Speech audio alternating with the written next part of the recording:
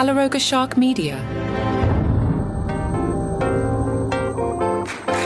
Hey there, I'm Johnny Mac with your daily comedy news. You know who's a crazy person? Johnny Mac. It's June 16th. I'm already freaking out that summer's half over. Part of that is it never stops raining here in the Northeast. Druski has released the official trailer for The Diggers. The Diggers co-stars Theo and Shane Gillis. The movie tells the story of Brandon Digger, a young man who inherits a funeral home upon his grandfather's death. See, his name is Digger. I see what you did there. However, Brandon finds himself in a bit of family drama as he learns that his brother-in-law, played by Theo Von, also inherited a stake in the family business and his father's wealth. They come to terms in their new partnership. Druski and Von's characters struggle to keep the family business afloat, and then they run into Shane Gillis's character, who is the medical examiner. Now, this is interesting. I haven't tested this out yet, but the trailer caption says, "The Diggers Funeral Home is open for business. For questions or general inquiries, please call us." And they gave a phone number. Should I give you the phone number? All right. You're on your own if you call this phone number. I don't know what's going to happen. I don't know if you're going to get something fun. I don't know if you're going to get porn. I don't know if Hitler is going to answer the phone. It's probably a promo for the movie, but you're on your own here if you call 662-733-0104. Let me know what happens. Now, people are unsure what's going on here. Theo Von teased the release back in October on his podcast. At that time, he had said, "Me and Druski did a fake movie. It was like a fake movie that we made." So we'll see what's up there. Pretty interesting.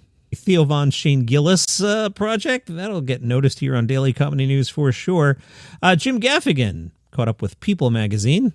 He said, "I feel like getting teenagers out of the house or out of bed on a weekend is a game in itself. So the game is like, do you blackmail? Do you motivate? Do you inspire?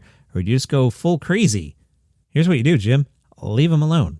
Jim admits the task of parenting teenagers is such a minefield, and for me, there's the balancing act of you don't want to lose your mind, but you also have some sense of self-respect. You know what I mean? People also asked Jim about his rituals. The last thing he does before he goes on stage, he drinks coffee and says, "I'm such a slow-talking Midwesterner. The pacing of a show is faster than I speak." The last time he scored husband points, he brings his wife, Jeannie, coffee every morning. But considering I travel constantly and she does 90% of all the things for our 5 kids, it's very imbalanced. It's the least I can do. His last do-it-yourself project, "I'm not that handy. If the TV doesn't work, I just don't watch TV." And my wife's like, "Why don't you just unplug it and plug it back in?" I'm like, that would mean standing up. And Jim's last obsession, he's still pushing this bourbon. Jim, nobody cares. But he did the hit for People, so people waxed his car, and we're told Jim's current precious batch is called Middle Child Mystery. And as you're drinking bourbon, don't you want to drink something called Middle Child Mystery? I mean, is there anything cooler than that? I mean, maybe the Colbert Book Club is slightly cooler than Middle Child Mystery bourbon, but those have to be 1 and 2. Limited quantities are available.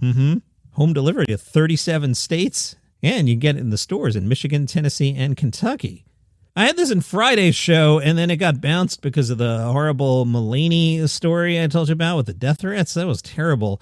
But Mulaney was part of a comedian roundtable with the Hollywood Reporter. John said, "I've learned that before someone can start giving notes, ask them questions about what they think you should do. You know, like, we have an astrologer coming on. Should I bring them on in the first act and have them sit there? And then we bring out Gary Coleman and Arnold Schwarzenegger? Or do we bring the astrologer out in the third act? Just start to give them ownership over something that isn't even insignificant." And John was asked what he can't believe he got away with on the show. He said, "It's not so much getting away with it, but I really respect that they've had me have so many big music performances on because they have a lot of data about how music does on TV, and it doesn't do as well as you might think. I'm dealing with a very data-driven company, and that stuff's kind of interesting to learn, just like where the gas and brake is of people tuning in and out. And it doesn't really color what we do, but it's interesting information to have."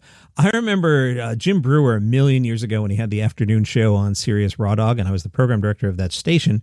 He was like, "Don't we have ratings?" And I told him, I'm like, "Jim, you don't want ratings. The last thing you want is me coming to you and being like, people are tuning out during this segment." I'm like, enjoy the creative freedom. You're getting paid. You don't need numbers. Anyway, Seth Rogen's part of this roundtable and was curious if Netflix tells Mulaney about the stats. And Mulaney said, yeah, tune-outs, completions, things like that. Like, I get it. Stats are a good thing, but you look at them too closely, it can definitely interfere with the art. I thought this was interesting, too. You hear about comedian theft, and stay with me here. This is a total parallel thinking. So if you go on my Threads feed, maybe 2 weeks ago, you'll see I posted this. I was watching Andor, the Star Wars thing, and there was an actor in it who kind of looked like a young Roy Scheider. So I grabbed a screen grab of him and posted it and joked about my idea for Jaws 0, which is about a cop in the Bronx who's like had it and is debating should he take a job as a sheriff in a small town up in the Cape Cod, right? So that was an original thought I had. Now, Mulaney, in this Hollywood Reporter thing, and I can't say this loudly enough, John Mulaney did not rip me off. I'm not accusing John Mulaney of stealing my joke, but I think it does illustrate parallel thinking. John Mulaney said, you know who I'd love to play is Chief Brody from Jaws, but in a prequel about his life in New York as a cop before he got to Amity Island. But I don't have the rights to the book, the movie, any piece of it. I'm putting that into the world because I don't want to do the legwork of running down any of the rights, but it's out there. Not sure Mulaney would be right for that role, but I like the idea. It's a ridiculous idea. Here's an idea that I think is terrible. Mel Brooks, who turns 99 this month, will appear in Spaceballs 2. That's not the official title, but that's the working title. Spaceballs 2 will be in theaters in 2027.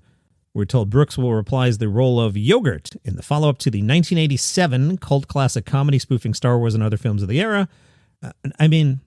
It's just not a good idea. Now, love Mel Brooks, but if you want proof of why this isn't a good idea, remember like 2 years ago we did History of the World Part 2 and it was awful, right? There's no way Spaceballs 2 is going to be good. Here's a starter. John Candy's dead. Yeah, don't make it. Oh yeah, Joan Rivers was in it as the not quite C-3PO. Joan Rivers is also dead. Josh Gad is scheduled to be in this one. I don't know, just don't make it. Taylor Thomason wrapped up her show. She explained why she chose to step down and said, it was just not sustainable for me. So I guess touring pays better than CBS. It was my dream that I'd get to finish out the season and hand it off to a new host. I really wanted CBS to replace me because I think there were so many amazing comedians who would have done a great job with the show. I bet if we live long enough, we'll see a third version of At Midnight. It's a relatively inexpensive format to make. Jerry Seinfeld has extended his residency at the Beacon Theater. 10 new shows, October 24 and 25, December 19 and 20, January 9 and 10. Nice gig if you're Jerry. Realtor.com tells us in 1998, Jerry purchased a duplex apartment just steps from the American Museum of Natural History in Central Park. A nice part of town if you can afford that. And if you're listening to this podcast, you can't. But if you were to walk from Jerry's apartment to the Beacon Theater, that's an 11-minute walk, according to Google. It's a 7-minute drive, according to Google. But if you're a real New Yorker, there's no way you're picking a 7-minute drive over an 11-minute walk. Because in New York City, a 7-minute drive could easily become a 35-minute drive. If you can do it on foot, do it on foot. Shout out to Mark, who listens to the show every day and was kind enough to send me a note on the side, a little QC quality control issue. You know, sometimes Johnny Mac blows an edit, sometimes things happen, and Mark was kind enough to hit me on the side, be like, hey, you might want to take a listen around a minute 35 to one of the recent shows. So I appreciate you, Mark. Hope you're doing well. Let's hit Gossip Corner. The Animal Rescue League of Iowa shared a photo on social media of Matt Rife and puppies. I bet that got a lot of likes. The post said, these puppies got a fun night out this weekend. They got to meet comedian Matt Rife. We got a request to schedule a cuddle break for VIP ticket holders at Matt's Des Moines tour stop, and we were happy to bring these little ones out. The puppies enjoyed lots of cuddles from VIP ticket holders. They got to go backstage and hang out with Matt. They had a great time getting love and giving kisses. One pup even dozed off in Matt Rife's arms. Thanks for having us, Matt Rife. Las Vegas Weekly wrote about the Las Vegas version of the Comedy Cellar. You'll find this one in the Rio. We're told when they opened that location in 2018, they had a challenge. How do you bring the feel of the New York club to Vegas without losing its edge and soul? I agree. That is a mighty challenge. Owner Noam Dwarman says, in New York, most of our shows are sold out before we even announce the lineup because they trust our brand. If somebody's funny in New York, they're funny in Vegas. It's very challenging to run a place the way I like to run a place from 2,500 miles away, which has a lot of attention to service and customer satisfaction. I decided it was the wisest thing to really partner with a casino. They're in the hospitality business and would take care of the day-to-day challenges that I would risk if I were not able to check in on it myself. That's smart. A lot of our crowd comes in knowing what they're going to get. Sometimes they've never even been to a comedy club before. It takes them a couple minutes to go, oh, we can laugh at that. If they've only seen comedy on social media, they're pleasantly overwhelmed by the live experience. It's much more visceral than seeing it on a phone. They do nightly shows at 7 and 9:30. And that is your comedy news for a Monday. Summer's almost over. I'm freaking out. It's got to stop raining. I need beach days. See you tomorrow.